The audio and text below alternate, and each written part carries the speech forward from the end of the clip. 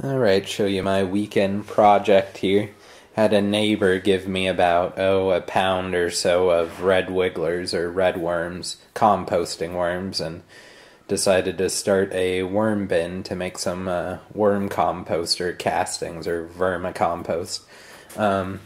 Which I bought a 10-gallon tote from a hardware store, and I also found these PVC caps at the hardware store, and they were like 70 cents each. They were in the PVC section. I thought they'd make pretty good vents, but basically I just drilled tiny little holes in all of those caps and used that as my ventilation.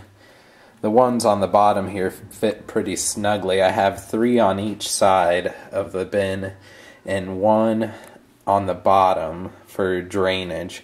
Have it sitting on a plant tray for now until I get another tote in there to catch all the water and run off the compost tea. In order to cut the holes for the caps, I'd trace the inner circle there of the caps into the tote, and cut basically a cross pattern with a razor or a carpet knife, and then also cut the circle out with a carpet knife. It was fairly easy to actually cut it out. Those totes are pretty thin. Inside the bin, I have a layer of shredded paper, basically just to cover their food. I think right now we're feeding them some bananas, eggshells. Yeah, it's hard to see in there.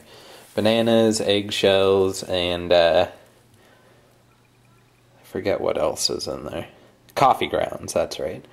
And their bedding is made out of coconut fiber, which it's hard to see in there. There's not enough light, but there is coconut fiber in there. And whenever we go to feed the worms, we just drop in the food for them. In this case, like I said, it's bananas, coffee grounds, and eggshells, and cover it back up to prevent fruit flies from getting to it, or any kind of gnats or anything. Close the lid back up and we're good to go. I do plan on putting another bin on here. That way, basically what I'll do, once they compost all this bin, I'll add another bin, take the lid off, stick the bin on top, pull the plastic plug or the plastic vent out of the bottom.